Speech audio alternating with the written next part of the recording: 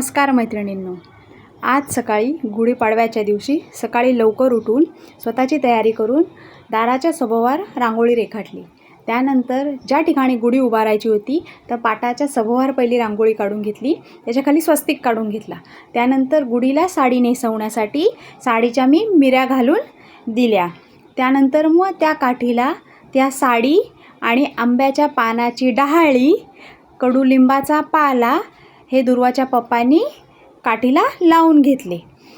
त्यानंतर त्यांनी साखरेची गाठी सुद्धा त्या गुढीला लावून घेतली। साखरेची गाठी लावून झाल्यानंतर त्यांनी गुढीला मस्तपैकी हार घातला। हार घालून झाल्यावर कलशावर मी स्वस्तिक काढून घेतलं।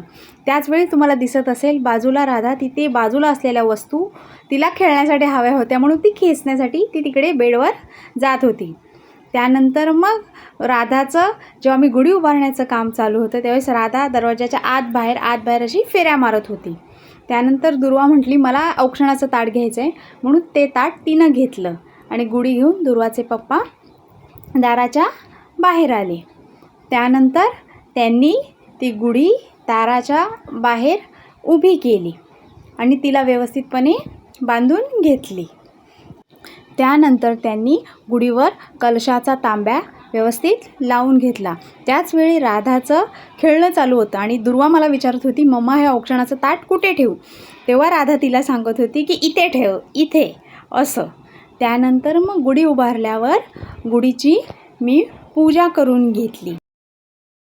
माझी पूजा चालू असतानाच राधाला सुद्धा पूजा करायची होती, म्हणून ती माझ्या बाजूला बसली आणि ती पाहत होती आणि ती सुद्धा सांगत होती की मला सुद्धा पूजा करायची आहे।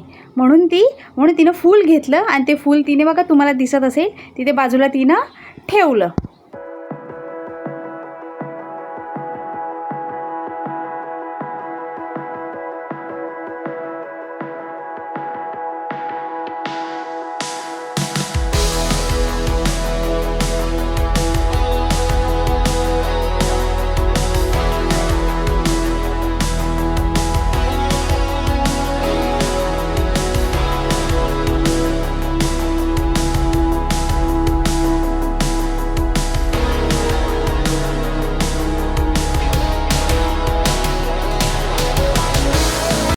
चला तर मग नेक्स्ट व्लॉगमध्ये भेटू, तोपर्यंत बाय बाय।